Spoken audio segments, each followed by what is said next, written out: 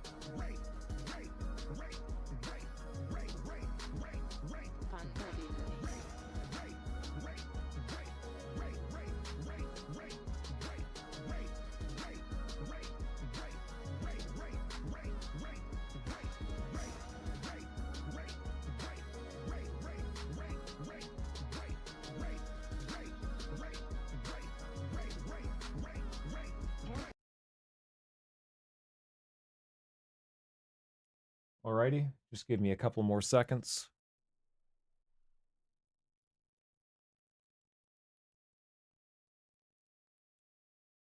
For some reason it's giving me a black screen. That's stupid. Hang on.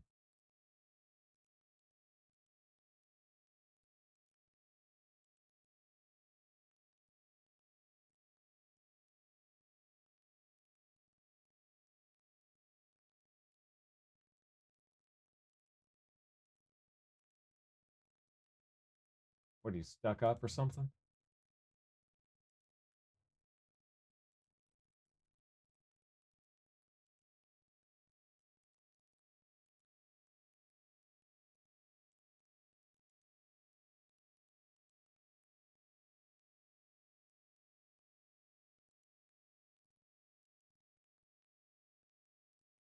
Okay, well, we may have to do a display capture. Give me a second.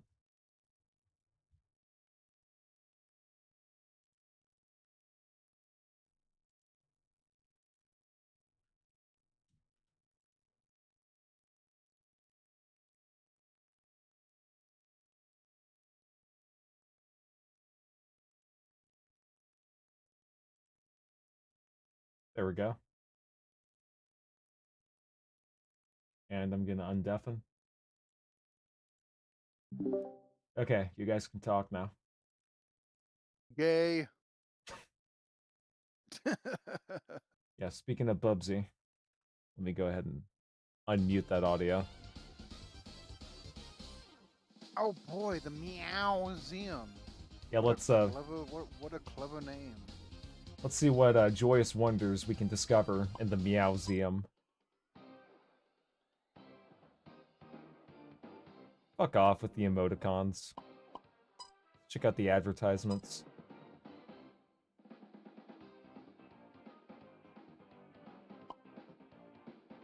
Okay, so this is, I guess, covers and advertisements for the first game. Yeah, like the advertisements don't really look that bad to an extent. I mean, That one on the other hand, that just looks like you just kind of photoshopped Bubsy in and just kind of, yeah, it just looks like a very, very poor Photoshop. yeah, also the whiskers, or I guess the little cheek hair on Bubsy's left cheek looks a bit weird.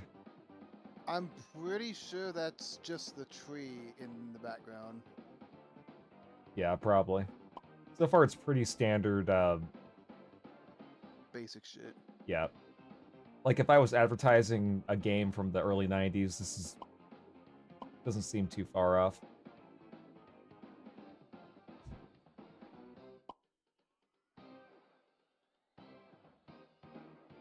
To launch our new 51 16 megabytes of game. Holy crap. Shut up, Meg. They really did want to turn this into a franchise, didn't they? And I guess that's the Japanese advertisement for the, you know, the JP version. This is Bubsy 2, obviously. I think that Bubsy 2 is one of the worst games in this series. Bubsy 3D is obviously the worst, but if we're just talking like the classic ones, I think Bubsy 2 actually is the worst. The music is fucking horrible, too. Okay, well, they didn't advertise the second game that much. Look at these low-quality screenshots. Right. Well, I mean, you have to remember, this is those pictures are taken from when the game originally came out. So unless you use some kind of like so unless they decided to use like use some form of an upscaler, they're gonna look pretty bad. Yeah, but I mean, like, this just looks like somebody just took a page out of a magazine and just like, they lazily scanned it and put in this collection. Still, though. It is nice that they have it, I guess. Yeah, I can't imagine there was a lot of advertising for this game, either.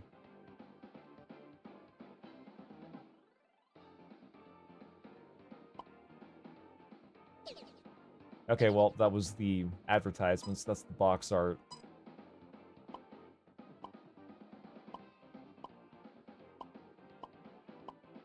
Both for the Sega Genesis and the Super Nintendo.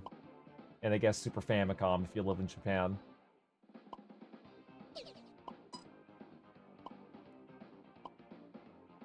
Pretty soon we're going to go through the developer interviews, so I promise things will get interesting.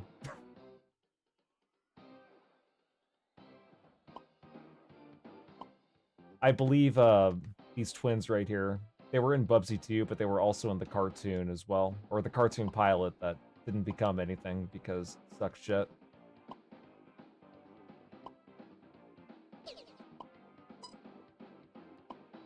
Yeah, for this one, they didn't even bother scanning the manual or nothing. They just front cover, back cover of the Jaguar. There you go. You could tell that they were ashamed of what they created after they made the Bubsy Jaguar game. Right. The Gold X Award. They had to slap that little... You know, slap that little, fuck, what do you call it? Like, I guess a marketing... Not marketing, but, you know, just like a tagline to get people to buy the game. I guess PS Extreme was the one that said that. Design documents, huh? Okay, well, we're not going to be scanning through all this. maybe on my own time. Yeah, there's like way too much shit. This is what Bubsy could have looked like. Thank God he didn't end up this way.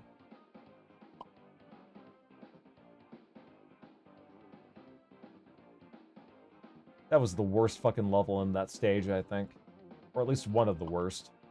You could tell they had a lot of fun designing this. Look at that weird realistic head on top of the cartoonishly proportioned body. It's like somebody, you know, the talented one in the group and the untalented one in the group combines their efforts to make one character. This is what it looks like.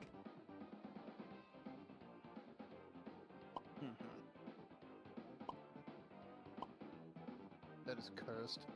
Yeah, this is what Bubsy could have been, guys. A ball of yarn as a spaceship. That actually does look like a good drawing. Really good shading on that one. It has it's giving off main character vibes. Yeah.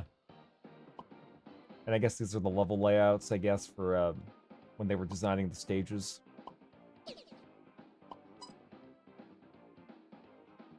Look at that. Whoa. Need to freeze Bubsy. Uh-oh.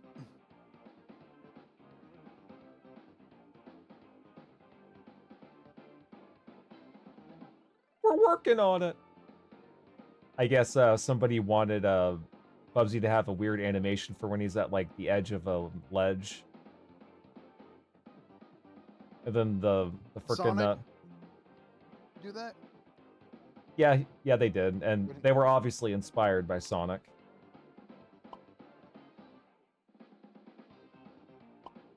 It is crazy that we have these design documents now, because I would imagine that with how fucking autistic the gameplay is, and like how easy it is to die over every little thing, I'm sure they wrote a lot of shit that they had to keep in mind. Bubsy needs to be able to bop them at their medium and their largest sizes. What does that even mean? Meaning, I can only assume meaning no matter what size the enemy is, Bubsy needs to have the ability to basically jump on them and kill them. Yeah, I guess. There is a delay between medium and large sizes that should not be there. Priority should change when they reach medium size. So I guess small size trolley behind would not collide. Bubsy behind on the medium size would collide. Okay. Alright, well, that's neat. I mean, the hitboxes in this game were awful. Yeah. Very horrible. There was just no collision detection at all. Oh god, what the hell is the merchandise? This is an Electronic Gaming Monthly cover. That was a defunct magazine that I don't think exists anymore. I guess they had a little section dedicated to the first Bubsy game. And they tried to make a comic out of it. We're not going to be reading all that, though.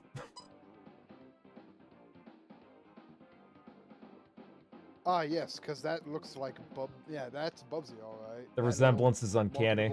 Marketable plushie. He's fat. Yep. He's fat! He's not skinny! Anyway. I guess they made a comic out of Bubsy 2 as well. Could you imagine wearing a t-shirt where, like, on the back of it is just Bubsy from, like, a behind view? Bubsy's portable hole? What? What?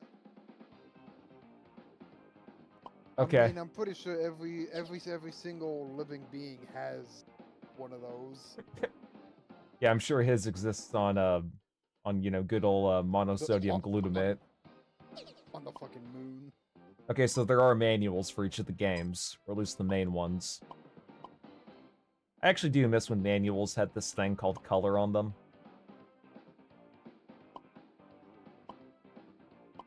I will say that for the classic Bubsy games, the art does look good, or at least the pixel art anyway. Like, you can tell that somebody had a vision for it, and it could have been great. if the level if like the level design and the programming wasn't such dog shit, this could have been good. Maybe not as good as Sonic, but what the fuck is that? She looks like a fucking monster from Sesame Street, but anyway.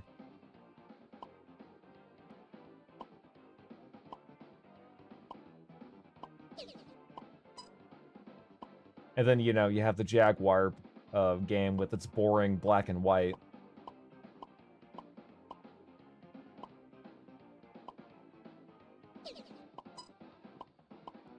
And then the PlayStation with its black and white. Official art, huh?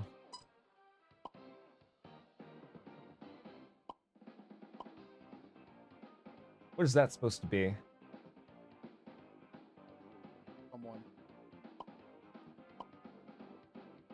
Like, is this supposed to be when he just got out of water, or he got stung by a bunch of bees? Whoa. Me when Big Booba.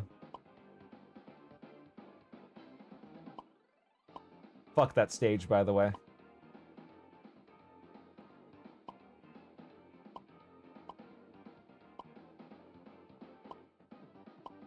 What the hell was that thing? Go back. It's a lightning bug. One more? No. One more? The fuck is that? I think Is that it's a supposed to... beaver? I think so, yeah. Howdy, y'all. Oh, hey, look, it's Benson from Regular Show. Yep, I can't believe that J.G. Quintel would plagiarize that. The fucking audacity. Oh, hey, look, it's King Shark from Yeah, it's DC Comics. It's Jabberjaw. Then you have some bald-looking toad. What's the Scooby? And then the sea urchin that was in Surf's Up. As well as some cars. And some logs, a falling piano. Some shit ripped off from The Lion King. Oh yeah, this is the power-up that makes Bubsy go blackface. You were able to do that in the first game, by the way. Did you know that? If you grab one of those black vests, Bubsy becomes black.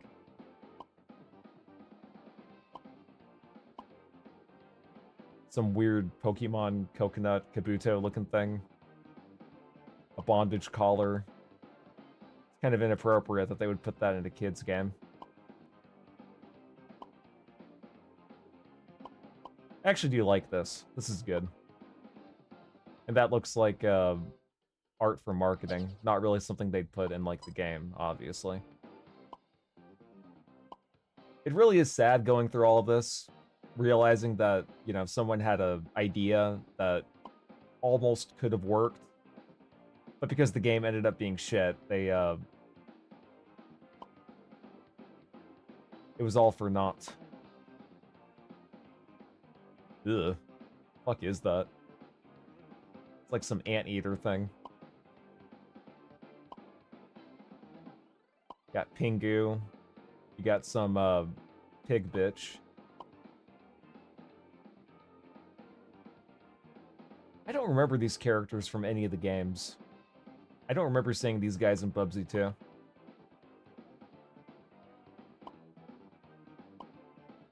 This is racist. It's a clarinet. Yep. Got Harvey Weinstein. SpongeBob.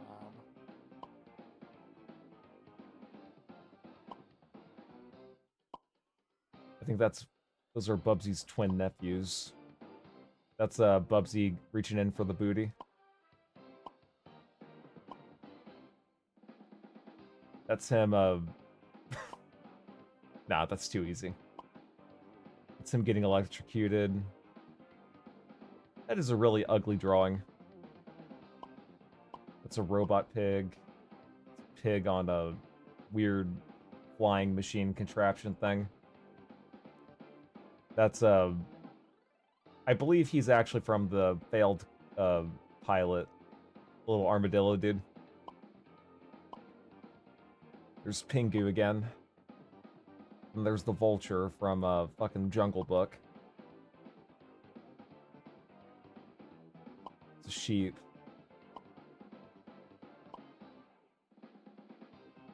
It's a goat. That's racist. Look at how big that schnauzer is. That is one big schnauzer.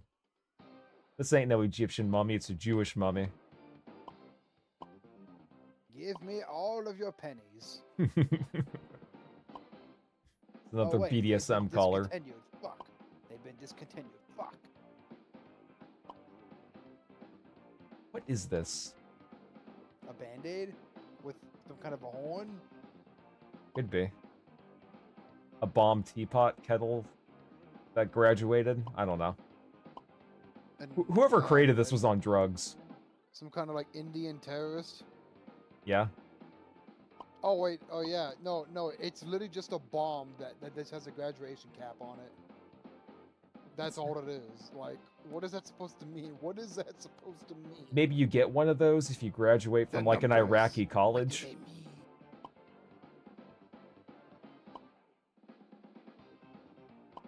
I do like this. Oh wait, did they fuck up Bubsy's face right there? They did. They forgot to color in his little mouth fur. Oh, the inhumanity.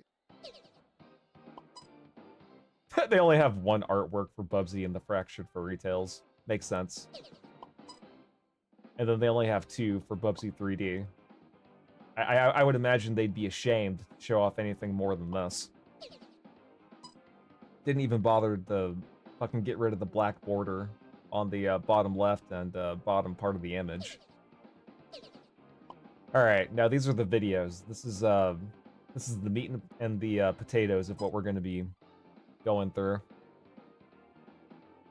This is the interview with Bubsy designer Ken Macklin. Oh god, I don't know if we're going to get through all that. Maybe they're short. Maybe. I like to draw from, I can't remember, as far back as I can remember. It seems like I could hold a pencil. I was into drawing. Did cartoons for the high school newspaper, won poster competitions when I was in junior high school. So I was the kid that was interested in art. Kind of had that reputation through school. I loved comic books. I loved Disney animation. Was inspired by all those things. If he had grown up during the 2010s, it would be he would end up in very interesting circles. That I'll say. 8mm single frame in my bedroom with a buddy named Ron Moreland, and we entered at the Kodak Teenage Movie Awards, and we won 5th place nationally, which was good enough to get our names in the local newspaper.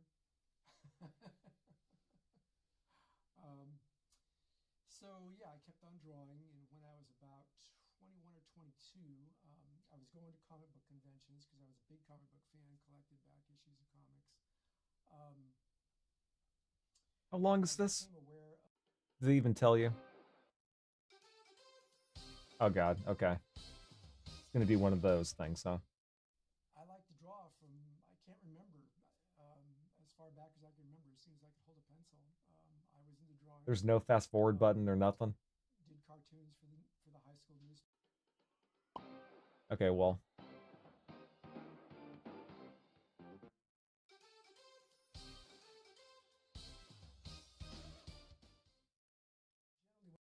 You know what we should do? We should just, we should go ahead and just, watch the cartoon pilot, and then we'll, watch the rest of this miscellaneous shit, if it interests us. How does that sound? Yeah, because, there's no way we can get through all of these interviews. I cannot imagine doing that. Like, talk about fucking overkill. Could have just watched those on YouTube and could have saved a bunch of memory space. Yeah, true. Although I do think it is endearing that they included all the interviews of the people that originally made this game. As long as they're self-aware that, you know, what they made would end up becoming an abomination of the gaming industry.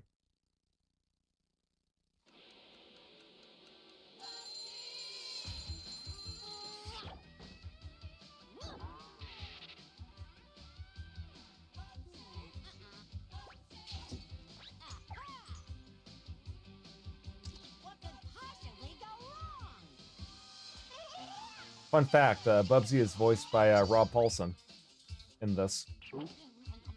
Voice of Carl from Jimmy Neutron, and I think one of the Animaniac characters.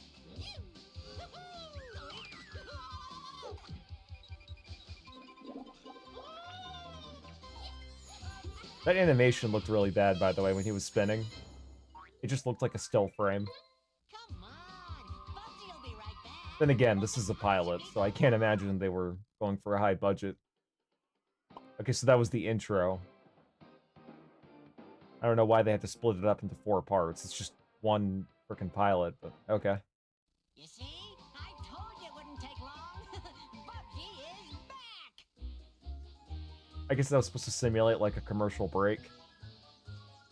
Probably. Okie dokie, Arnold. Time to rise and shine, old pal of mine. It sounded like he said the word fuck. Come on, Arnold, old buddy. Wake up! This background music is really infuriating. Come on, snap to, Mr. Basket Case. It's me, the Prince of Personality, Bubsy. If I was a parent in the 90s, and I caught my kid watching this, I'd smack the shit out of him. You know I'm your hero. Well, of course I am. I'm your hero, and you're my sidekick. Oh, please. Do we have to go through this every single morning? Don't want to be your sidekick.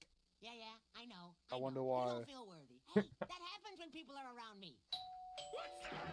Relax. It's just the twins. They're going to celebrate their birthday with their Uncle Bubsy. Yep, I was right. Not the twins. They were his nephews. All right. Hide under the couch. All right, I'm coming. Uncle Bubsy, where's Arnold? Under the couch. I couldn't resist.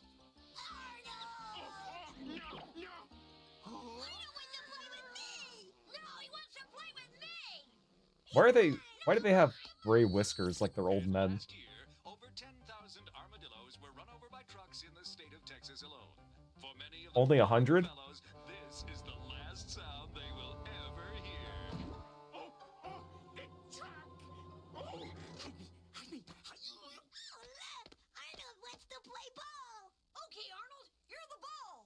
Be careful, Arnold. Don't play too rough with the twins. Hey, Terry, go long. She should. She's good. Next, we'll be interviewing Virgil Reality, the inventor of an incredible new helmet that can turn your imagination. Does he have a brother named Dante Fiction? I like And did they have an epic sword battle on top of the tower? Use responsibly. Could someday stop war and Maybe. famine, and eventually save the entire planet. So far, it's mostly blown up on Virgil's head. It has a few minor kinks. Oh boy, bowling for two. He said kinks. Strike. All I need now is someone extremely brave to test the helmet. You said you needed someone totally nuts. Hey, that's me. I'm totally nuts. Yo, Arnold, guess what? Please, Bubsy, do it. I, Bubsy, am going to be the one to test that still dangerous yet unbelievably. Dude, Bubsy has like the type of personality where like, if you saw him at a bar, he would just heckle the shit out of you and then get pummeled to the ground and have to go to the hospital. Because I am brave. Because I crave adventure. Because I need Yes. to go where Gotta no love the book has royalty-free ever gone movie before. footage. And because I'm a hero for crying out loud, if that's a crime, then book me. Yay, Bubsy, yay! Thank you. Let's go, Arnold. Hey, what could possibly go wrong? Don't want to go. You could survive. No, I said brave. Brave. If I could get my paws on that helmet, I could finally live the lifestyle that I deserve. Buzz! Sid, come hit it once! President, sorry, definitely, oops. What took you two so long? Well, I was making a nice bouillabaisse, you see, and I was just about to add the coriander. Fucking hate how low quality this video is too. Big fat tongue in the pot. It is old, so. I know, but they couldn't get like a high quality rip from somewhere. It's a pilot. I What do you really what do you care what what took what, you so what do you long. want? What do you want? 4K? Yes. I want it to be 4K, 60 FPS, Spoiled bastard.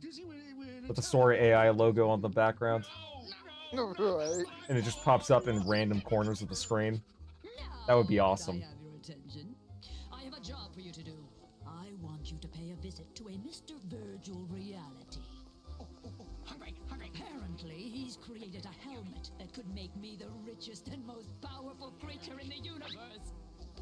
Come here, Mr. Buzz. Come here. Now, as you know, I've clawed my way to the top to become the classiest kitten in this whole catatonic town.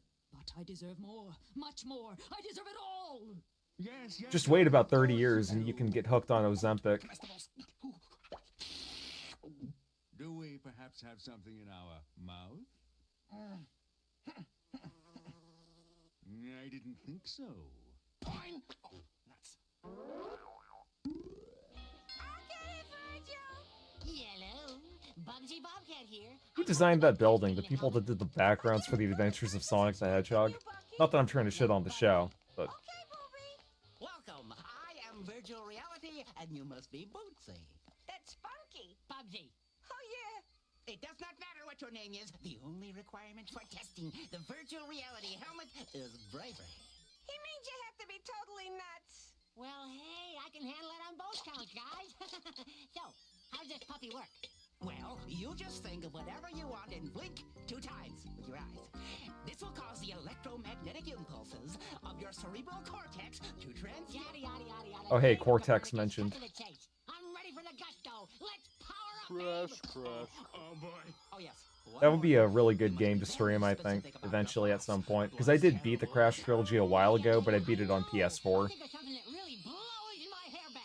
I didn't get all the gems or anything either, I just kind of did a quick run.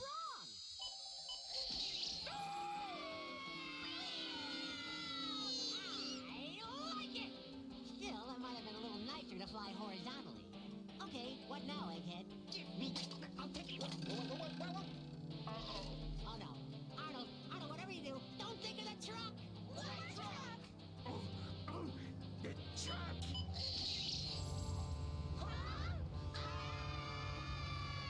Do something, Booby! Bubsy. Whatever. Hand over the headgear, Arnie. He just puts on fucking VR porn.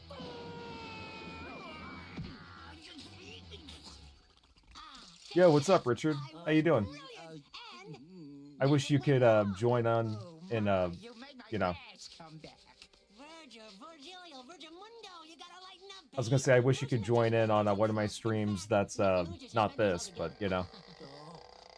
Yeah, this cartoon is torture. Like it's actual, it's visual and audible sodomy. Yep, they included the cartoon pilot in this, along with a couple of interviews and some development artwork. They definitely went all out with this collection. They did a better job than the Gex collection, I think, in terms of, you know, the care that went into it. Which is weird, because the Gex trilogy is way better than whatever the hell the Bubsy series is. Here it comes. A commercial. A commercial. Bubsy will be right back. Oh. Yeah, and also for some reason, Richard, they split up the pilot into like 4 parts, where part 1 is the intro. And then after each alleged commercial break, it would cut into, you know, the next part.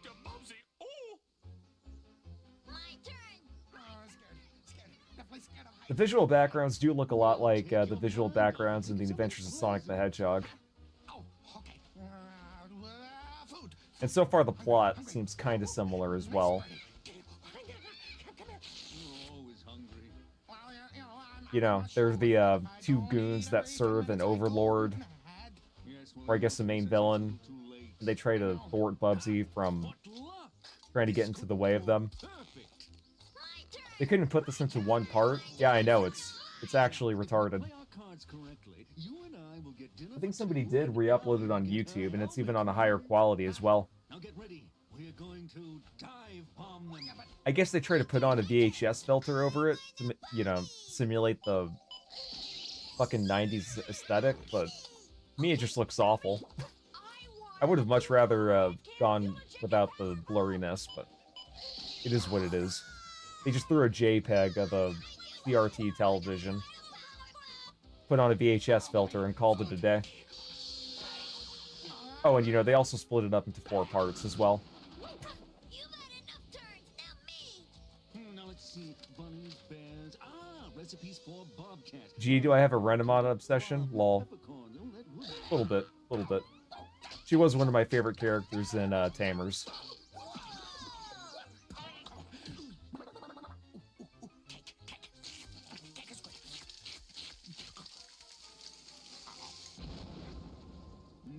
Naughty. You know, that was a very nasty thing you did to my idiotic accomplice. However, turn over the helmet so I can make you into a nice souffle. I should probably add on some more gifts as well. Oh boy, let's play with the rat and the turkey. I am not a turkey. I'm a buzzard. A majestic bird of prey. Okay, so turkey, you wanna go on a roller coaster with us? There is no roller coaster. You wanna bet?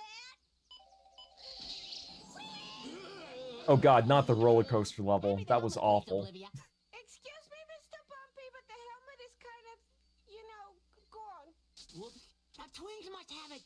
Hey, we gotta try and get it back before they destroy the world, or worse. Please. Oh, God. we gotta lay off those Buddha. birthday Christ. burritos. Whatever deity you pray to. Fucking kill Bubsy in this episode, please. He deserves it. Hey, calm down, Arnold. What could possibly go wrong?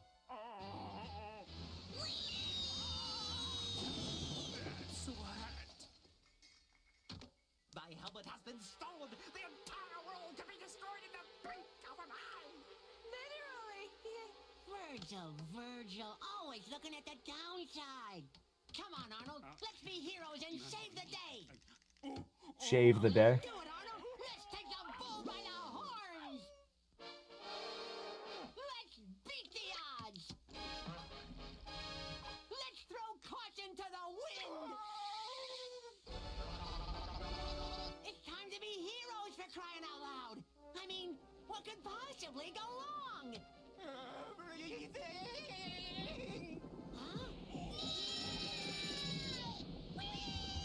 Please. Yes, thank you, God. They fucking killed Bubsy. Bubsy is dead, guys.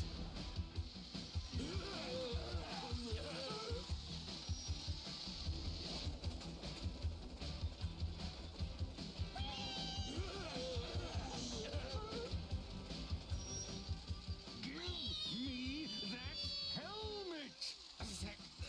Oh no, insect. Oh my. I think the rat's gonna blow chunks. I bet the turkey jumps first. It's a bet. It is a really weird artistic choice to give them all gray mustaches. Did you see the video of some Giga Chad stopping a mass shooter at Bondi Beach? That was in Australia, right? Walking flea hotel. Terry, now listen up. I've had just about enough of this roller coaster. I did hear that there was somebody that stopped him, but I didn't see the video of it, no. There's some like 43-year-old fruit stand owner. Good. Teresa. He did that community a service. Of course, you know, that can't happen. You know, no shooting can happen in a church. Or, excuse me, not a church. Damn it. Never mind. I was gonna say a bit, but I fucked it up. Something, gun law is useless. There you go. Monsters. They can do anything with that helmet. Yeah, Australia has some of the strictest gun laws ever. What exactly do you mean by that, Arnold? And, you know, mass shootings still happen. Teresa, come down. Didn't the mass shooter know that Australia is a gun-free zone? I think he's calling us. Let's go find him. Okay.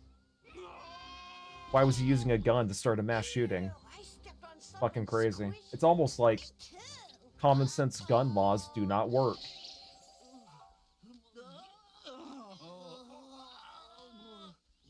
Oh, but they happen less often. Yeah, but they don't really happen that often in America either. Crime.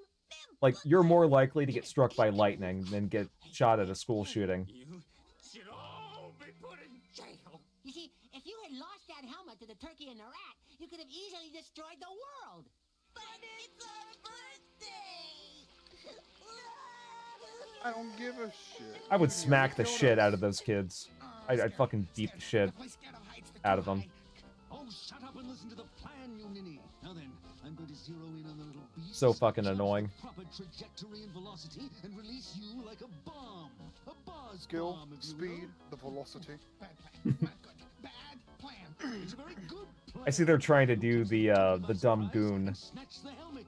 Good trope, luck. where Good luck. Like, it's like a wannabe Pinky in the Brain thing. yeah, or like Scratch and Grounder, where it's like one tall lanky guy that always tells the dumb fat dude to shut the fuck up, and they serve a henchman. Oh my. Bubby, I really do miss when the word goon was about like level 1 gangsters and mobsters and doesn't have the meaning that it does thanks to the internet. Food? Yeah. Oh, yeah. Definitely food. Food is good. Helmet. What helmet? Thank you. If I'm not intruding, where's the helmet? You didn't trade it for food, did you, Sid? And what's that hanging out of your disgusting little mouth? A fuse? Well, I did it. I saved the entire planet. And now, what could possibly go wrong? That vulture could miss you. What could possibly go wrong? You can tell that the show is unrealistic to the game because Bubsy never gets hit by anything. At last. He survives a fucking roller coaster crash. That would definitely not happen in the games. Wildest dreams. I'll start by wishing for a 50-carat ruby ring.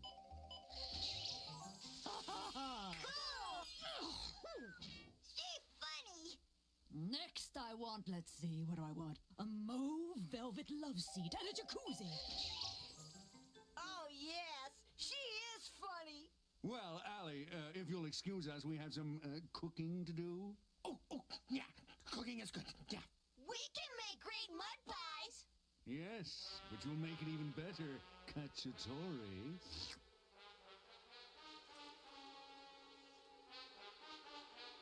Hey, babe, go do whatever blows your hair back. Bubsy will return after these messages. All right. Don't go catatonic on me. Bubsy is back. What went wrong?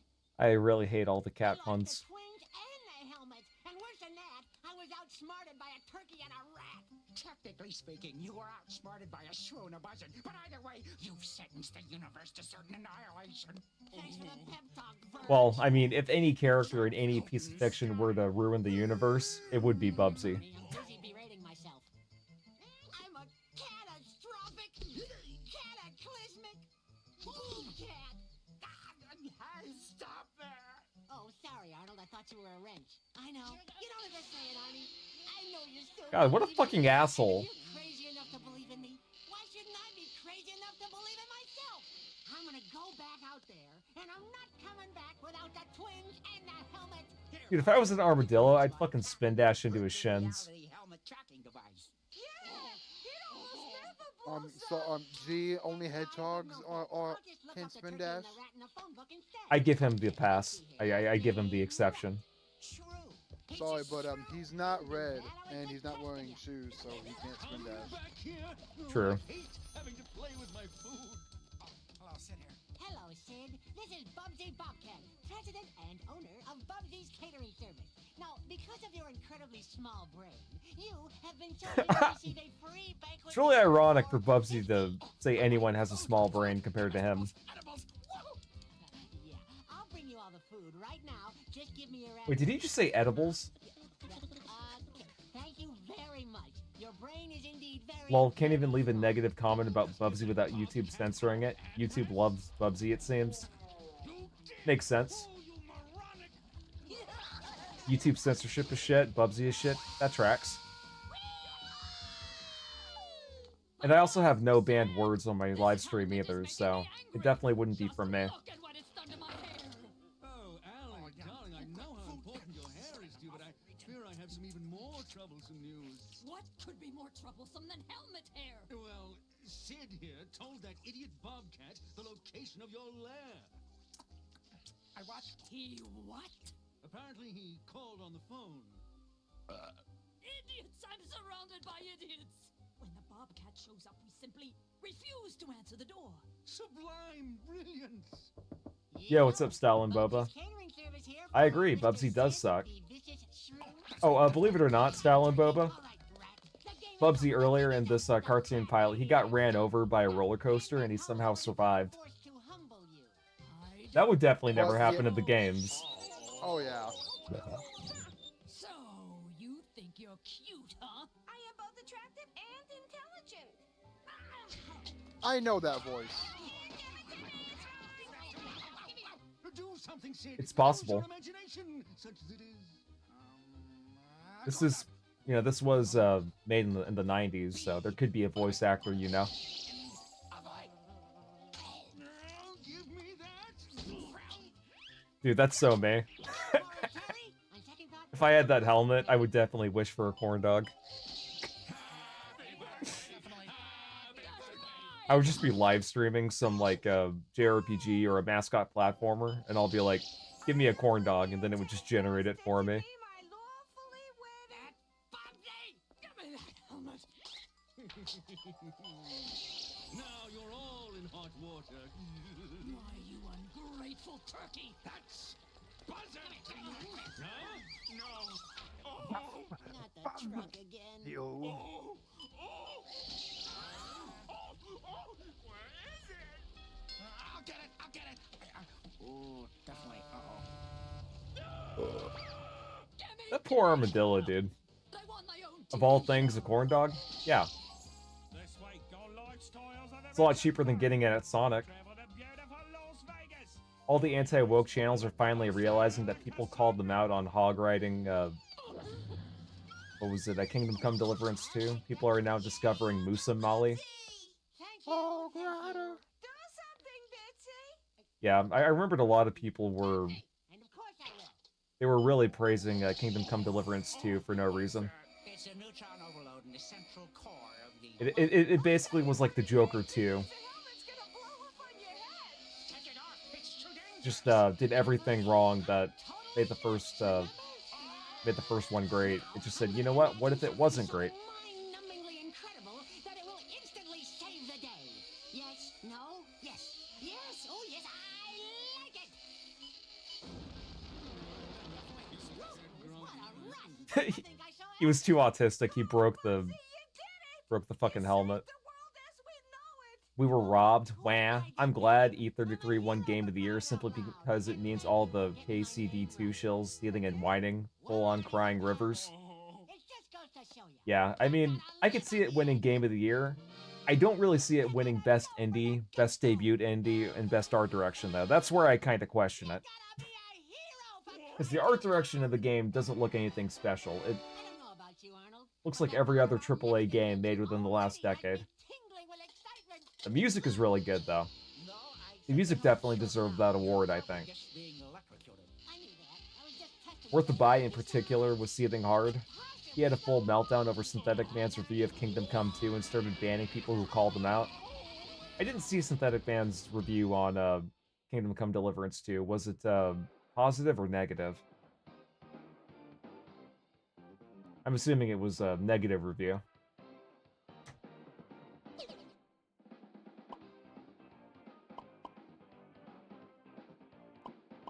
Alright, so that was the cartoon pilot. Let's check out the Bubsy 3D press preview build. This is what they showed off at a gaming press. And then, on like another room over, someone was showing off Super Mario 64, allegedly. And that's when they realized that they were fucked. Like, they had to have more development time to make Bubsy 3D better, but the publisher didn't give them the time or the money, so they had to work with what they got. It's pretty sad. It's negative. He calls out all the romance in the game and Musa Molly. Also, the whole game's a humiliation simulator. Gotcha. Yeah, I never played Kingdom Come Deliverance 1.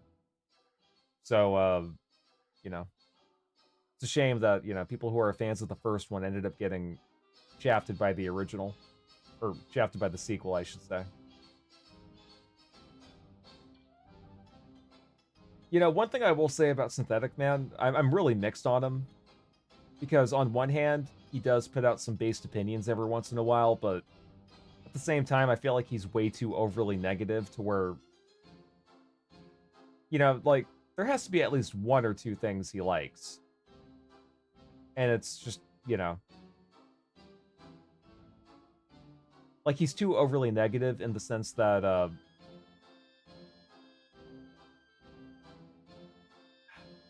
like, sometimes he'll make up stuff about the things he reviews just to, you know, get that anti-woke money. Like, he is a bit of an anti-woke grifter, in my opinion, but his Far Cry 6 review, one of the best reviews he's ever made, in my opinion. Couldn't find anything wrong with it. It was great. But then,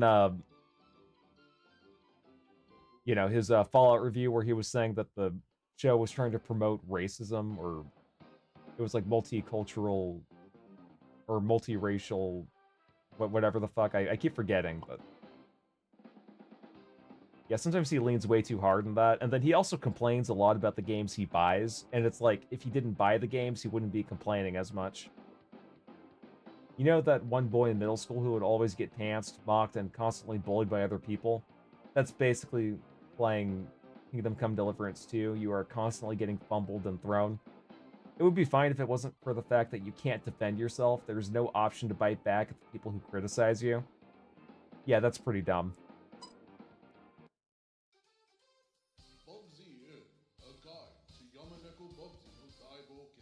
What is this? The hell? Is this like a Hello, Japanese? welcome to this little guide for the Japanese version of Bubsy. Now, the very first game in the series was the only one to receive this kind of release in Japan, and for this release, they didn't just go for the trouble of localizing the stage names, but also Bubsy's spoken voice. So let's take a look at how they did all this.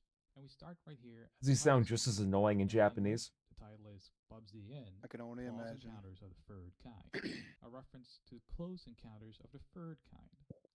Here, in Japanese, the title reads Yamaneko no Bubsy Daiboken, Mountain Cat Bubsy's Great Adventure. Yamaneko being literally mountain cat, or bobcat rather, and Daiboken being big or great adventure, a fairly standard titling for video games. So, for the guy first talking stage, sounds we very introduce excited. These Wheels of Doom, a slight nod to Indiana Jones, and Bubsy says... So this is just explaining the localization process. Absolutely nothing, my friend. In Japanese, it is Bunmei no Kurukuru Kuruma, spinning wheels of fate, still keeping with the nod towards the movie. And Bubsy says, no big deal. Second stage in English, it is He says it Forbidden so Plummet, fast. another movie nod Yeah. to Forbidden Planet. And Bubsy says, Did I mention I don't like Had to fit in all in those syllables. Japanese, it says Kindan no Rakusai. In Japan, the same movie is called Kindan no Wakusei, Forbidden Planet. But here, it uses the word Rakusei instead, which means plummet. So they managed to retain the same reference. Pretty neat. As for Bubsy, he says, I have a bad feeling about this. Third stage, a bridge to fur in English, becomes Dosugi Tashi, a play on the same movie title in Japan, though this time more literally a bridge way Oh, too far. they just confirmed that Bubsy, the he says, two shooters over in Australia in were Japanese. father and son. Hmm. I got this. Interesting. As we venture to the carnival, the first stage in English It's a shame is that air happened. conditioning. Kind But, of you know. air conditioning, I guess. In Japanese, it I think reads Australia Carnival needs stricter Carnival. gun laws. I feel like that would solve that issue. And in English, we hear, Hey, whatever blows your hair back. and in Japanese, And, you know, just so you guys are aware, that was 100% sarcasm. I just wanted to be really clear about that. its spooky nod in Japanese translations, Night of the Living Neko, or Light of the Living Cat. And in English, Hey, I thought I saw Elvis back there. and Japanese. Oh yeah. I thought the Japanese loved Next, Elvis. Our furless leader has Bubsy reacting to the title. Shouldn't that be fearless? Uh-oh. In Japanese, the title plays on the phrase of Osoro no shiranai, know no fear. However, here, Otoire no shiranai. E33's artwork in the game is only held up by the enemy designs. The characters have that obnoxious realistic face look. Yeah. The environments look really bad too.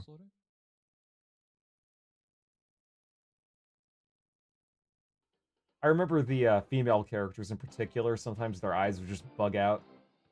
And then there would be some weird texture pop in every once in a while. You're going to see a lot of future films and games get censored in Australia because of that. Yeah, I know that they've tried over the past decade. A bunch of radical feminist groups have tried to ban games like GTA and shit like that. Australia is censored as fuck. Bubsy, a guide to Yamaneko Bubsy no Daiboken, Part 2. And we're back with more stages, and for stage 7, we lean on reliable old Clint Eastwood and the spaghetti western genre, with the good, the bad, and the woolies. The Japanese version references a different spaghetti western film, though it's still Eastwood related. Koya no Yoyimbo, Bodyguard of the Wasteland. This is actually the name of Fistful of Dollars in Japan. Interesting. Here, the title reads Koya no Wooly. As for the sound clip, in English... You ever see the movie The Good, the Bad, and the Ugly? But in Japanese, this is actually an onomatopoeia for a gunshot. And stage 8 sees us actually referencing the same Eastwood movie as previously seen in the Japanese version, A Fistful of Dollars.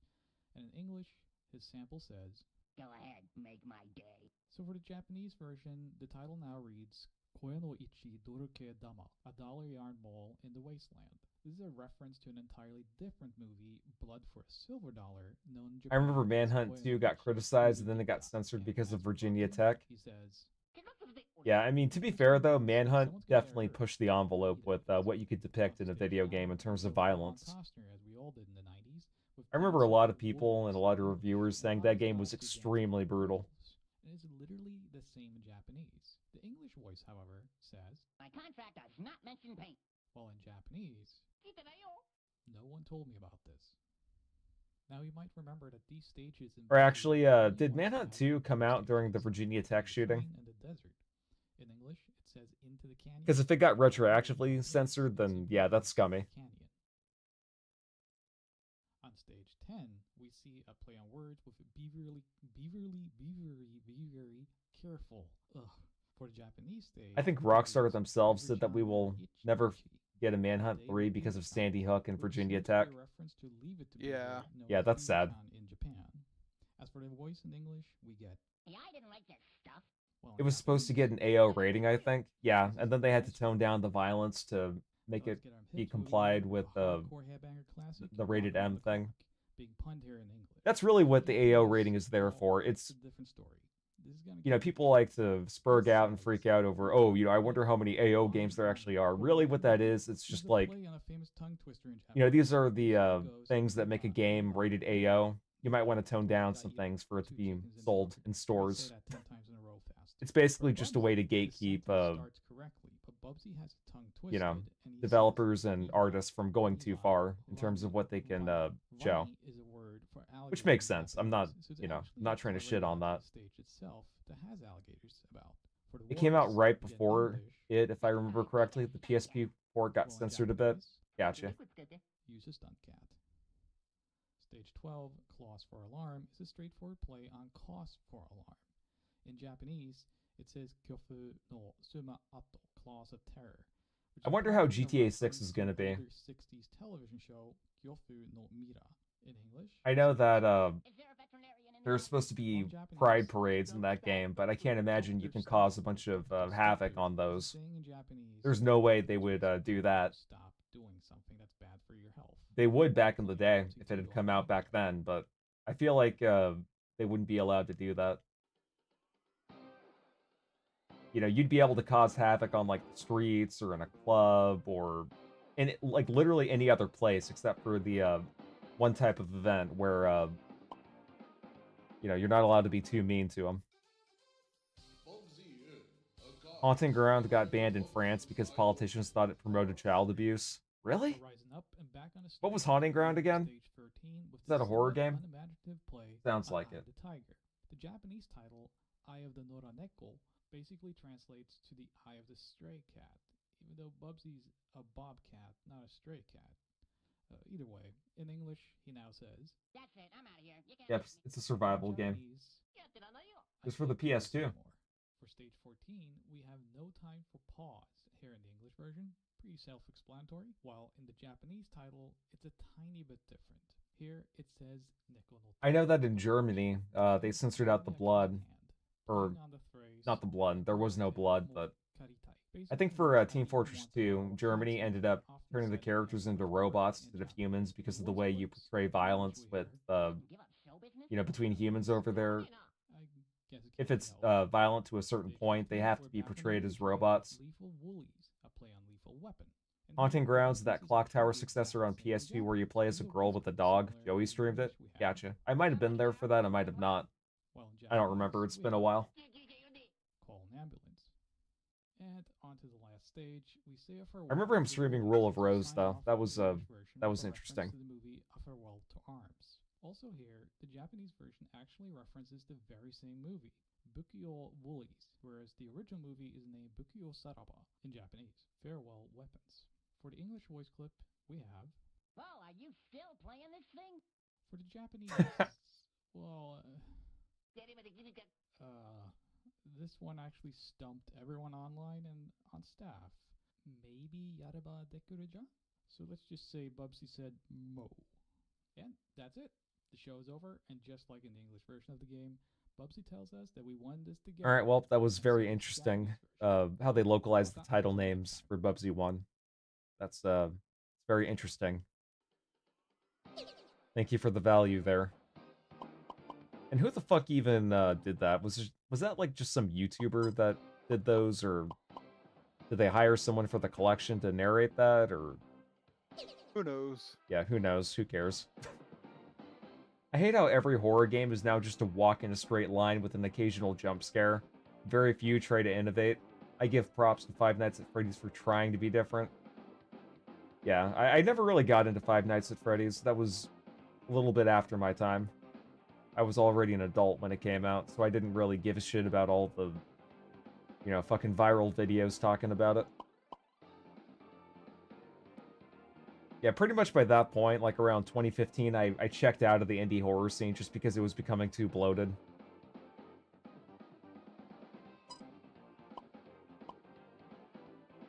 Okay, so there are a shit ton of developer interviews that we can go over. I'm not sure. We watched a little bit of the first one.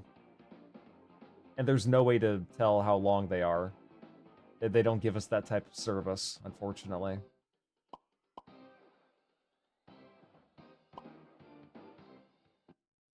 Let's just start with this, since this looks interesting. Certainly, I guess I'm probably well known for doing the box cover for Maniac Mansion. Although I didn't work... Oh, he did the box work for Maniac Mansion, huh? I felt like I was in the room when Gary and Ron were doing that, because I was coming out to the ranch and working on other games at the same time. That's actually pretty cool. So he would show me walkthroughs occasionally, so I could see what they were doing.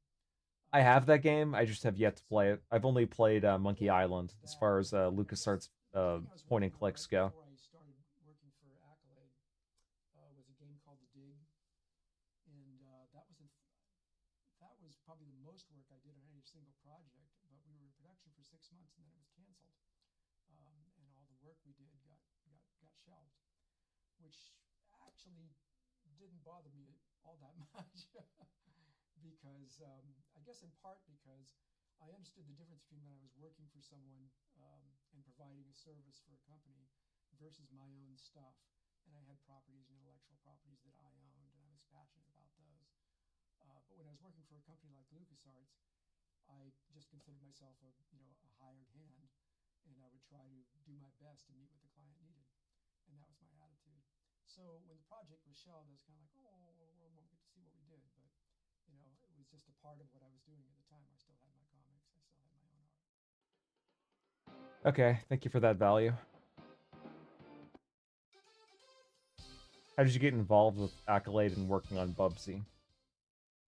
I took classes at the Academy of Art in San Francisco in 1988, 1989. Back when that was probably still a prestigious college.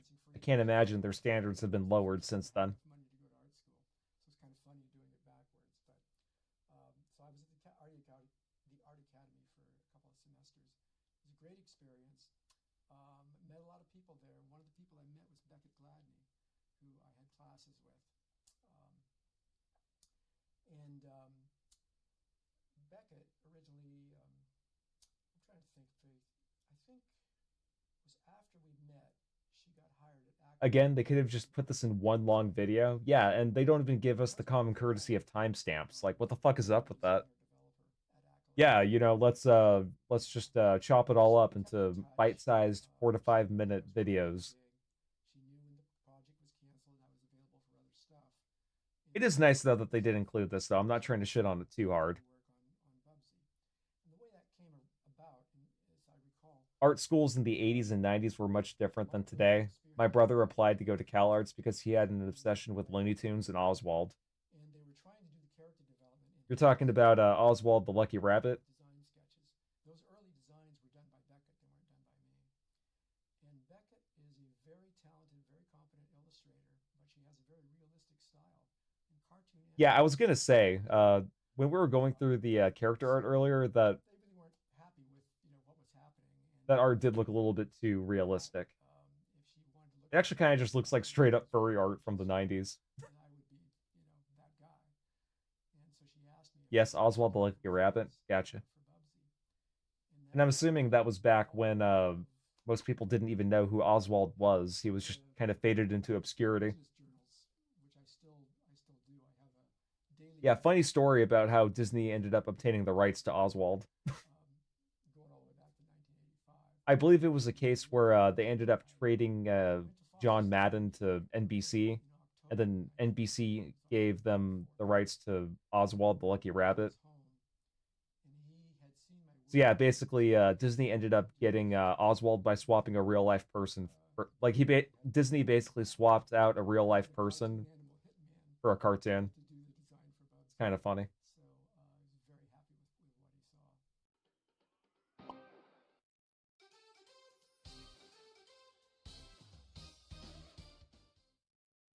No, I really wasn't. I really was the art hit guy.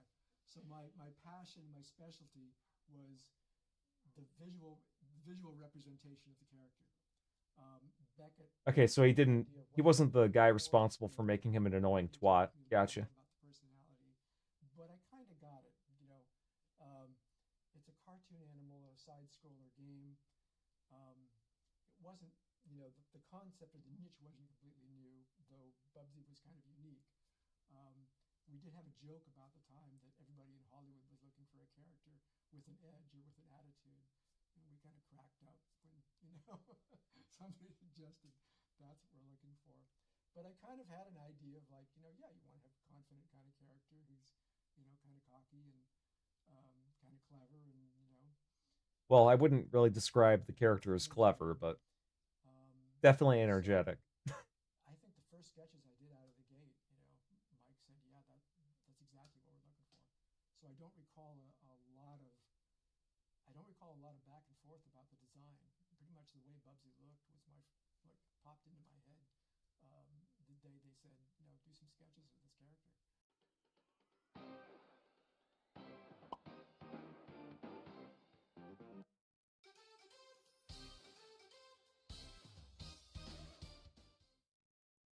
In terms of the concept of the character, I just, it was unusual. I didn't go through a lot of back and forth about, let's try this.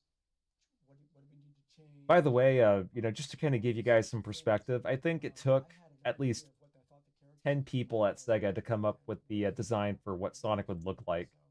I did model sheets for my own use. And there were different versions of the character, and then and they ended up settling with the one that we know today. But I did model sheets as though other people might be. This guy just, came up with a visual design in his head, like on the spot. And all the animation. So until they did ports for other platforms or licensed it to other countries, I pretty much did every visual representation of Bubsy that I knew about. Even though I had guides about, the head shape and placement of the nose, where I thought everything should be. And a lot of that I kind of worked out in detail after I'd done the first basic designs. So there wasn't, in this case, there wasn't a lot of back and forth in the design process. Yes, thank you. You already said that. The exclamation mark on the front, that had already been established when Beckett was doing the original visualizations. I needed to do a walk, a run, and a jump, and about 20 ways of dying. More like 50. There's a lot of demises. Yeah. Yeah. I guess Yeah, a lot I of would take pain the and suffering drive for for from for, a for the certain for, point of for the view fucking player. and a certain Yeah. number of frames and a certain number of pixels. That was definitely the I understatement of the really century right there. on paper, maybe it was a Everybody knows the best thing furries gave us was Solo to Robo for the DS. like that. Bandai Namco, where is my fucking remaster of Solo to Robo the Red Hunter? I wanted the legs to land where I wanted the body to be, in an 8-frame cycle. Not a whole lot different from I'm what telling you, man, they need to put out a collection for the animated film. what the fuck did they call it? The Little Tale Bronx universe or whatever. And then I would probably Just fucking port all those. take the computer program and in pixels, recreate the shape, and then start. You know, you already have render the character. fuck, what is that series called again? The one that's been coming out recently. It was like Howl's Moving Castle or Howl's Moving Tank. What is it called again? I don't know why I'm blanking on the name. I beat the first one fairly recently too. But Bandai Namco, or I guess CyberConnect 2, I should say. Whoever owns the franchise or that universe of games, they should just bundle them up and release them on Steam. It hasn't been remastered since the rights are split between CyberConnect 2, Bandai, Xseed, and even Nintendo. Fuga. Okay, yeah, Fuga Melodies of Steel. That was it.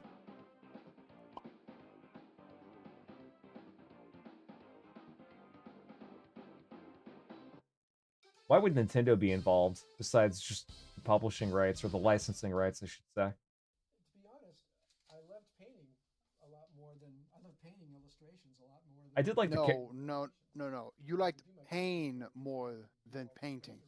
Well, he wasn't in charge of programming the game, but That's all this game was nothing but unbridled, unholy pain. He definitely did visualize all those death animations, I guess.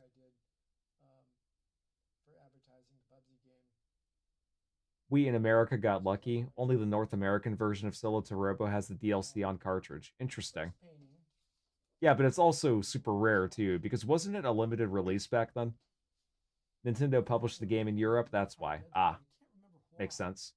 But I remember that. Yeah, and Nintendo being the collectivist leeches they are right now, they're not going to give that right up. The call on Monday afternoon, they needed it by Friday, which for me is like, oh yeah, okay, I can do. Oh well. I want. There's always emulation. I want to do that box cover, but that's a really tight time frame. And I remember Marla, the woman I'm married to now, we were dating at the time, and I had to You cancel a date. I remember calling her up. And You know what game I wish got remastered? For 4 days, I got this job and I got to do it. And she was a little pouty, but Fucking The World Ends With You by Square Enix. I don't know why they hadn't ported that game to other platforms besides the Switch. Yeah, that was I feel like it would work a lot better with mouse controls as opposed to the Joy-Con sensor controls, but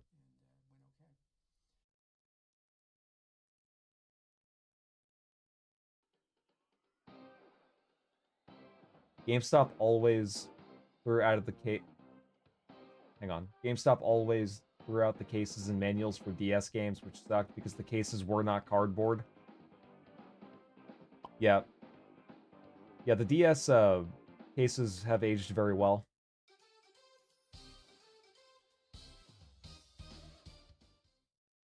I don't, and I didn't.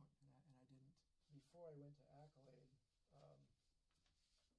I wrote a comic book called The Weasel Patrol, which actually had been optioned by Nickelodeon for a Saturday morning cartoon, and we worked with the studio to create the pilot, which did not kid test well, so it wasn't produced. But we did get paid well for the option and the opportunity to work on the pilot. So I had done. Do they even do test screenings anymore? I feel like the internet kind of solved that issue. It used to be back in the day that, if you produced a pilot and you showcased it to a major network, they would do test screenings. They would get like a bunch of kids in a room and they would show it off. And if they weren't interested, your show was fucked.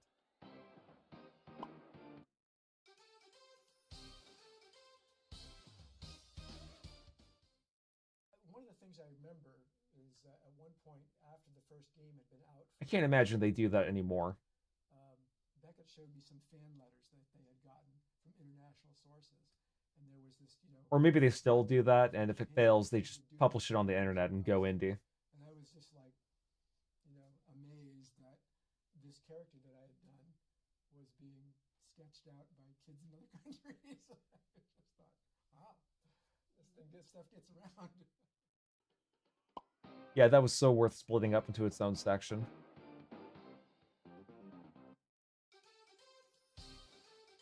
I know a guy who was involved with the test screening for Real Monsters when he was a kid. I heard that cartoon was real good, but, that was a little bit before my time. I never watched that as a kid. Although I did watch Rugrats for some reason. Probably because it was still on reruns when I was a wee little lad. He used to live close to the Nickelodeon studio in Orlando. Hopefully not too close. Especially not with, Dan, the something or other Schneider.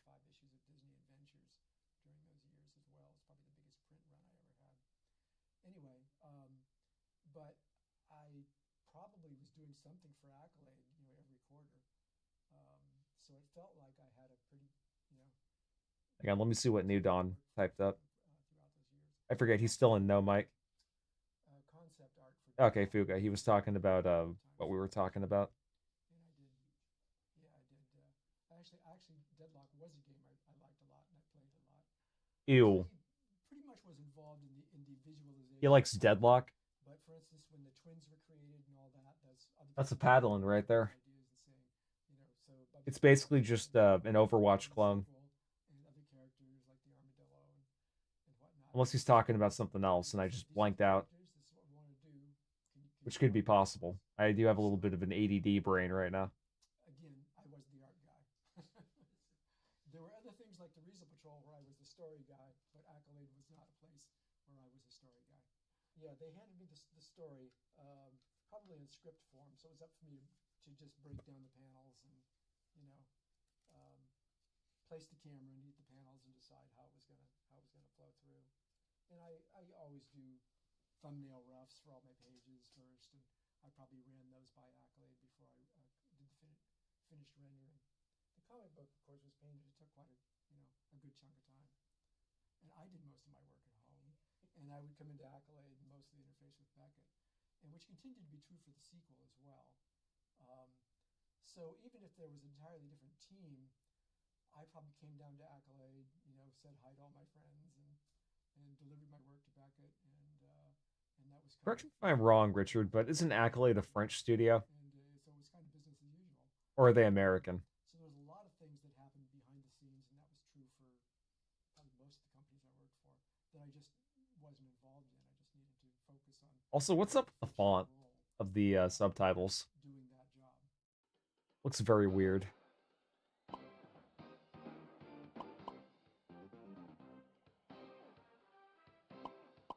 How does it feel to see Bubsy still making waves in the industry 30 years on? Oh, I'm sure he'll come up with a lot of interesting answers for this.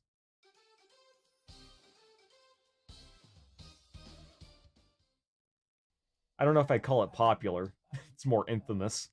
I am surprised, and part of it, I guess, is because when you're in the middle of this freelance career creating all this stuff, and you're working for different companies, and you're doing all this stuff, and in my mind, I thought to myself, any game that we do is going to be obsolete in 3 years, and something more spectacular is going to come out and follow it with, that's going to look better, have better technology, and all that.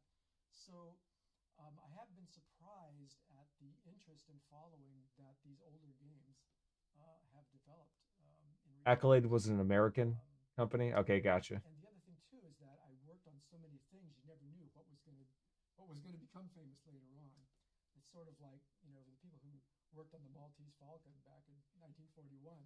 When they're interviewed, they say we were making a movie a week, and it was just another one of those.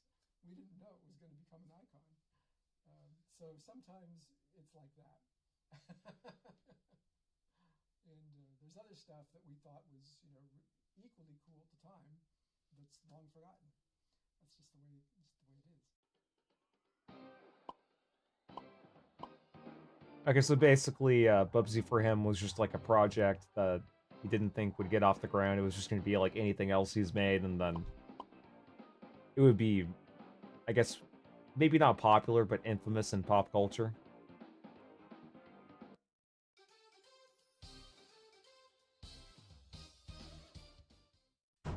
First of all, thank you so much for being an audience for what I've loved for so much of my life. I guess I want to say that I have this belief that your best work is the most fun work. There's certain things you do in the course of creating artwork, especially commercially, that is like a work or a job. But if you're enjoying it and having fun, Don't die. that will be your best work. What you playing right now, Ellis? TF2. Nah. This freaking get away from me. So yeah, if you're not enjoying it, you probably should be doing something else. No. That usually holds true. That holds true for most of the artists that I know. I'm literally at 1 health. That I've had the honor to work with all these years. Well, thank you. Yeah, these. For How many of these interview English? How many of these interview videos are there again? Like 20? I'm pretty much down the list, but I skipped a few. Okay, there are less ones with the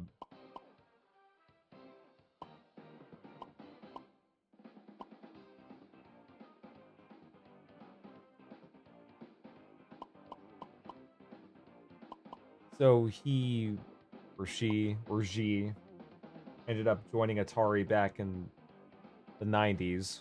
Yeesh, that was a gamble.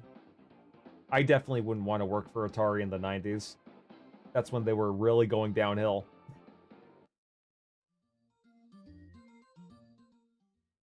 When I first got to Atari, I tested a lot of Lynx games, including Lemmings, Jimmy Connors, Tennis.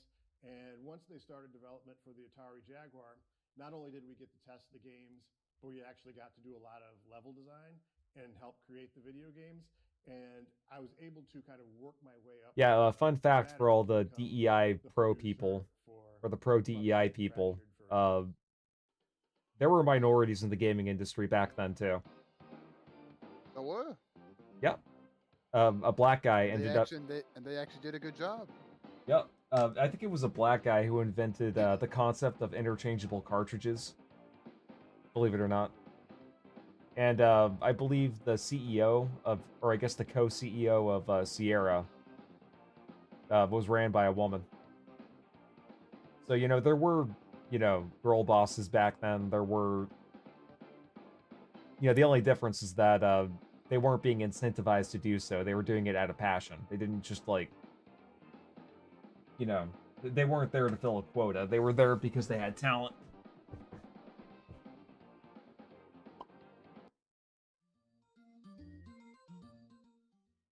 A lot of the game testers that kind of came in right as Atari was transitioning from the Lynx to the Jaguar. Yeesh. We had a lot of experience working with the developers, so upper management was more than willing to promote us into a producer position to manage all the games. In relationship to Accolade, they made a deal, so we had a few games that were planned. This guy had to work on Bubsy for the Atari Jaguar. Hockey, to name a few, and those games were... That is fucking crazy. I couldn't imagine how bad it would have been to be a part of that development team. 50%, and Bubsy was actually the only Accolade game that Atari was able to ship.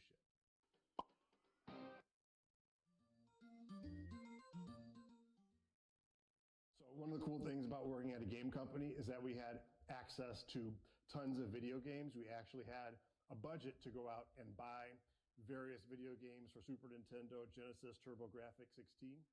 And everybody kind of put their hat in the ring to make a mascot game. Accolade's version of the mascot game was Bubsy. So he was kind of like a cat with attitude, the Bobcat with attitude. He had a whole bunch of an Atari Lynx game. Samples that would happen when you played the game. Richard, what's your opinion on the Atari Lynx? I'm not as familiar with the library on that one, but from what I understand, it was like when it kind of came across my desk, it was kind of like the Game Gear, where it was in color, it had a backlit screen, but the library wasn't as good. What the character was all about. No Neo Geo money Accolade. Shame. Or Mario. So I was kind of well suited to kind of hit the ground running to make the Jaguar version of Bubsy. The Atari Jaguar at that time did not have a mascot, so we kind of wanted a game that would fill that slot of a platform mascot game since we didn't have one for our system. The original plan for Bubsy on Jaguar, from what I understand, it was just supposed to be a port of Bubsy 1 for the Jaguar, but then they turned it into its own game. So when we got the deal from Accolade, it wasn't very specific on what the game could be. I believe the people that made the deal were just like, just make it a port of the Genesis or Super Nintendo version and put it on the Jaguar. But since those versions had already come out, Let's see. You had an Atari Lynx when you were in college. Library was pretty small, and most of them were pretty good arcade ports. Gotcha. So for the most part, Game Gear and Game Boy had much better libraries. Yeah, I could definitely imagine. We started the game because the Jaguar had the 68,000 processor, similar to what the Sega Genesis had. There probably was some initial code to get the game up and running, but all of that was scrapped as we went further on in development. And there was really no plan to have like a direct one-to-one conversion of, say, the Sega or Super Nintendo version on the Atari. We wanted a whole fresh new game for our audience.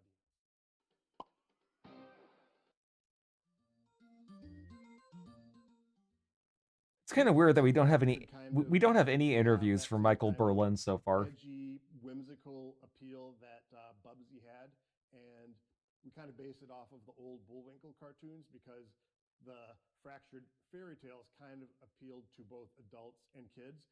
So there was a point in time where someone was selling unopened Link systems for $30 and several games new for $1. Those days are long gone. Yeah, I could imagine. Maybe multiply those prices by like 30. So we wanted to make sure that it had a little bit of edge, but was still something that everybody could identify with. Several Lynx games are still really cheap, though. There's eBay sellers selling unopened stocks of games and accessories. Yeah, I mean, to be honest, I would rather just emulate that. Kind of one of the flaws of the Jaguar was that, from a development standpoint, it did have its quirks, which made it challenging for some of the. Didn't the Atari Jaguar have 2 CPUs? In the case of Bubsy, because we're using that I'm not sure on processor. Yeah, it was like a little bit more easy for the developers. Yeah, from what I understand, the Atari Jaguar had 2 CPUs. Both of them were 32-bit, but one was slightly stronger than the other one. Use that microprocessor. So from that standpoint, because we weren't doing any 3D, it wasn't as difficult as the people making 3D games. So I really do need to go through that Atari collection at some point. I did get the Namco DLC, so I think sometime next year I'm just gonna go through that. Good luck. Emulating Lynx games can be painful. I'd imagine there's like a really complicated BIOS setup or something. So I remembered it was a pain in the ass to get the PC X68000 to work in terms of emulation. They would just deliver the assets, so all of the art that you would see, so like the animation, the images of Bubsy, all of the sound effects, all of the voice. Wait, was that a typo? The animation of Bubbles? And then once we put together a build of the game where we combine the art, the audio, etc. Maybe you're just seeing things. Let me start that over. Maybe get a better prescription. So I think he might have left Accolade at that point. So our interaction with Accolade was mainly they would just deliver the assets. So all of the art that you would see, so like the animation, the images of Bubsy, all of the sound. Yep, that was a straight up typo. Those were all delivered to the subtitles said Bubbles instead of Bubsy. Build of the game where we combine the art, the audio, etc. We would then send it to Accolade, and then they would give us their comments, and if there were any changes, we'd make them and then resubmit it. However, I think he left Accolade at the time and didn't have very much input into the Jaguar version.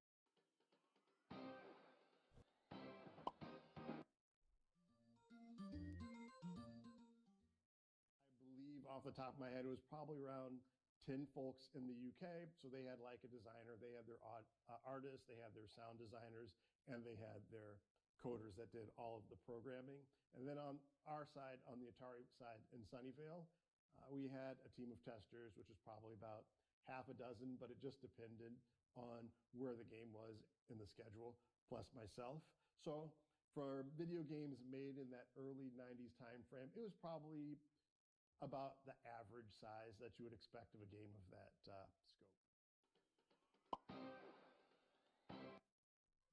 From what I understand, a lot of the people that worked on Bubsy for the Jaguar were joking with each other, in the UK just because in of a how small town frustrating it called was. Dewsbury, which was, I believe, like outside of Liverpool or Manchester. And so there was always this time difference. So you'd arrive to work at 9 o'clock in the morning. The developer would send a build of the game. You'd sit there, play through the game, pointing out all of the things that need to be changed. Did the character move too fast, too slow, etc. And then during the early process, I would handle most of that. I would also kind of assist in some of the level design. So is the game too hard, too easy, etc. And then Definitely too hard. time difference, it kind of allowed us to work our full day. We would send over all of our comments, all of the bug reports to the UK. So when we returned to work the next day, we would have a fresh new build of the game. And as the game progressed a little bit more, the people in the UK would stay up a little later. We would stay up a little bit later. So we would have a little bit of time in common so that we could communicate on the phone and go over the various aspects of the game that needed to be changed.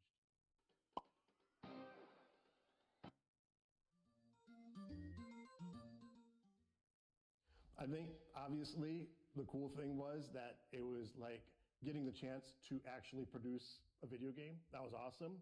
Got to travel to the UK, got to work with a team of talented developers, got to work with a very popular brand in Bubsy, and the ability to manage that whole process was awesome. It was great. We got to work with the original artist from Bubsy, Ken Macklin, got to work with the folks at Accolade to try to make this like the best version of Bubsy that we could make within the confines of our schedule. What would you change about the game today? Oh, I would imagine it would be a lot.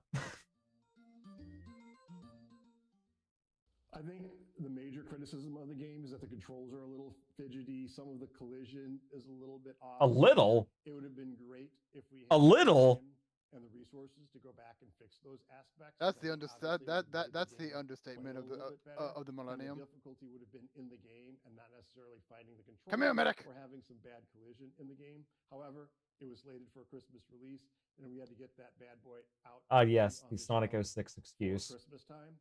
So unfortunately, We had to rush it for the probably holiday a few more season. corners that were cut, and like I said, Although, to most be of the fair, content was kind of out the door since Christmas. Bubsy for the Jaguar was a more complete game than Sonic 06 was. The thing about the Jaguar is that several devs got compensated and couldn't know how to develop stuff for it. Well, at least Atari was nice in that regard, You know what? It's despite their great. I financial think Bubsy situation. has, like, on the internet, very Jaguar active was way worse to It has develop a few stuff of for its than the detractors, Nintendo but it 64 has and a lot Saturn. of Yeesh. big fans, even the Jaguar versions. There are people that swear by the Atari Jaguar version of Bubsy, and it's really exciting to see. I will say though that some of the music in the Bubsy Jaguar game wasn't bad. It's nothing unique or memorable, but still wasn't bad. It was definitely a hell of a lot better than some of the music in Bubsy 2. I'm really glad to see people being able If we're to talking about the classic 2D Bubsy games, I do think that Bubsy 2, just like in retrospect, is the worst out of them all. maybe weren't alive when Bubsy With came out, with or Bubsy 1, it was way too linear. The levels weren't as maze-like, so you could just rush through it in a couple hours. for the first time, see what all of the With Bubsy on the Jaguar, it was, just the fact that it was on the Jaguar, and there's some interesting things about that. I just hope people And also the enjoy music game.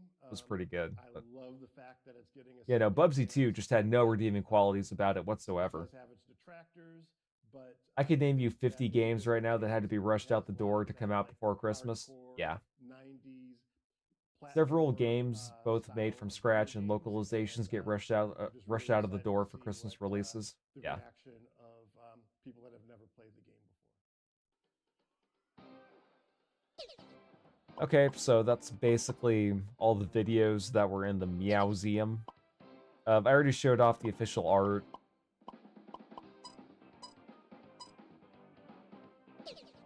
If you want to, we can go through some of the design documents. I think that was like the one thing I skipped. This is how it was for the first game, the media kit. I don't know what that means. I'm assuming these are photos of the developers. And look at how white these people are. That's racist.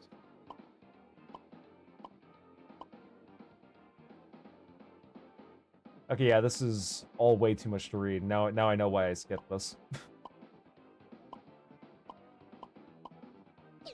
Yeah, I'm not reading all that. Let's check the Thanksgiving letter. Dear you, it is none other than I, Bubsy, star of game and screenwriting from the luxurious surroundings of my backyard, soon to be featured on the lifestyles of Rash and Firmus. I know what you're thinking. How do I, a mere fan, rate a letter from the fabulous furry one? That's easy. I did it from the bigness of my heart. I did it to keep in touch with... But...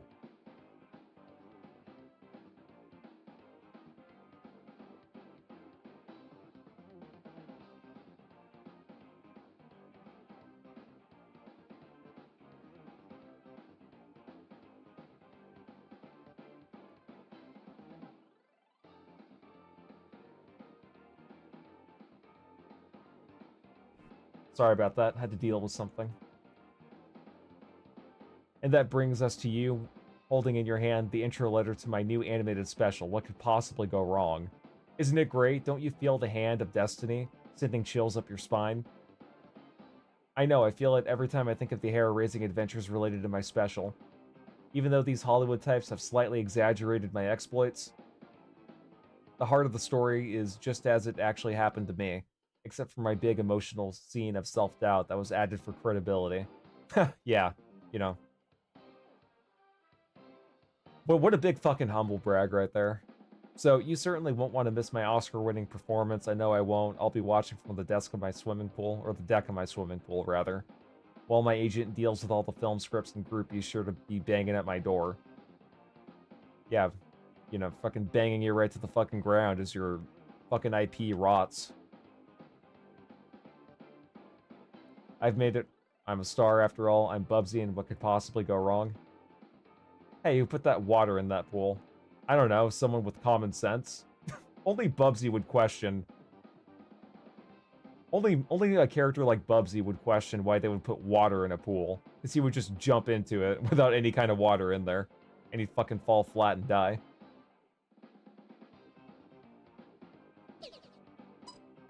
Okay, there's more of this. Okay, well, we're not reading that. And this is the proposal document, I guess. Just giving you a basic idea of what the game would be like. Let's see, Bubsy and Gex were hugely popular in the early days of the furry fandom. Really? I could see Gex, maybe, but I don't know about Bubsy. I feel like, people would only be a fan... Like, people would only be a fan of Bubsy, ironically, I think. Okay, I think we already see... I think we've already seen all this. That is a really good drawing, by the way.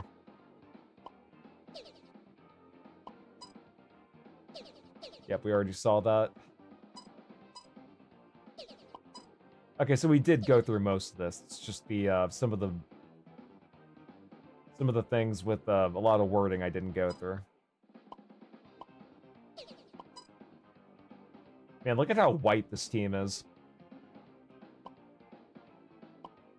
The fuck is that supposed to be? Why do they have their hands behind their head? They're doing the pedophile shuffle. The sex offender shuffle. I don't see any fat fucks, though.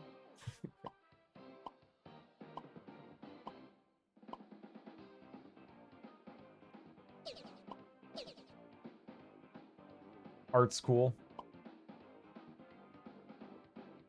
Yeah, they felt like doing that little 90s, early 2000s emoticon right there.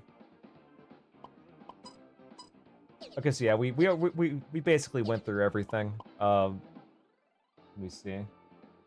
I've only been streaming for like an hour and 30 minutes, but I think I might just call it a night.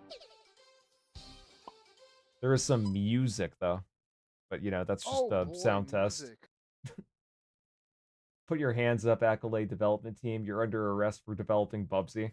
So true. Alright, before I go, just want to give a shout out to Richard Russell, as well as Style and Boba for joining the stream. As well as New Dawn Horizon and Ellis, as well as anyone watching the VOD. Definitely appreciate it. Sometime next week, I'm going to get started with streaming Mega Man 8.